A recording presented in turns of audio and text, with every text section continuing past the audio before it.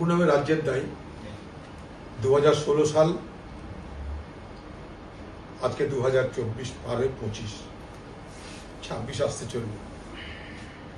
মনে করুন 10 বছর এইভাবেই বাংলার যুবকদের সঙ্গে, যুবতীদের সঙ্গে বাংলার মুখ্যমন্ত্রী তাদের জীবন নিয়ে জুয়া খেলেছেন। আজ তারা কোথায় যাবে?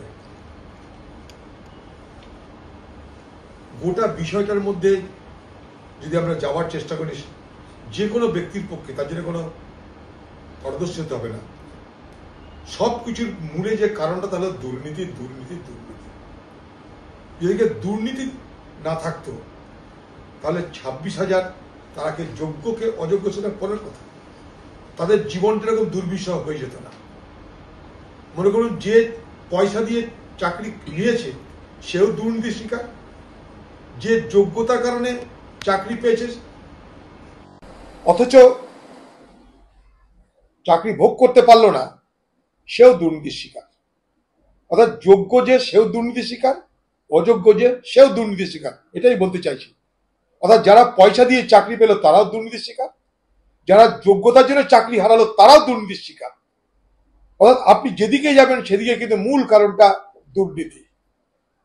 আর এই রাজ্যে শুধু দুর্নীতি হয়েই ক্ষান্ত থাকছে না, এই দুর্নীতিকে ধামাচাপা দেওয়ার জন্য আমার আপনার ট্যাক্সের টাকা নিয়ে হাইকোর্ট, সুপ্রিম কোর্টে লক্ষ লক্ষ কোটি কোটি টাকা খরচ করে যাচ্ছে।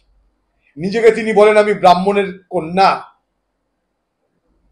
আজকে সেই ব্রাহ্মণ কন্যা এই সমস্ত যুবক যুবতীদের পিণ্ডি খেয়ে বেঁচে থাকুন, কারণ আগামী দিনে তাদের মধ্যে কে কোথায় যাবে জানি না। এই হতাশা থেকে, এই অবসাদ থেকে তারা কোন পথে এগোবে আমার জানা নাই, কিন্তু আমি শঙ্কিত। এটা দারুণভাবে প্রভাব পড়েছে বাংলার সমাজে। এতগুলো 26,000 মানুষের জীবন, যেখানে চাকরি হচ্ছে মহার্ঘ, চাকরি যেখানে পাওয়া যায় না, সেই চাকরি যদি হঠাৎ করে চলে যায়, তারপরে কি নিয়ম কারণ আছে 3 মাস 6 মাস সেটা পরের কথা, কিন্তু আপাতত যে অনিশ্চয়তার বাতাবরণ তৈরি হলো, সেই অনিশ্চয়তার বাতাবরণ যদি তৈরি হয় তার জন্য একমাত্র দায়ী যদি কেউ হন, তার নাম বাংলার মুখ্যমন্ত্রী মমতা ব্যানার্জি। তাই বাংলার মুখ্যমন্ত্রী মমতা ব্যানার্জি, তুমি দায়ী, তোমাকে জবাব দিতে হবে।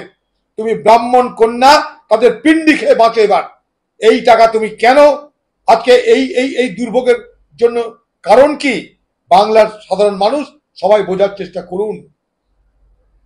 দাদা, একটা বিষয় সেটা হচ্ছে যে আমরা দেখছি যে এই ঘটনার সঙ্গে যারা মূল জড়িত, পার্থ চট্টোপাধ্যায়, মানে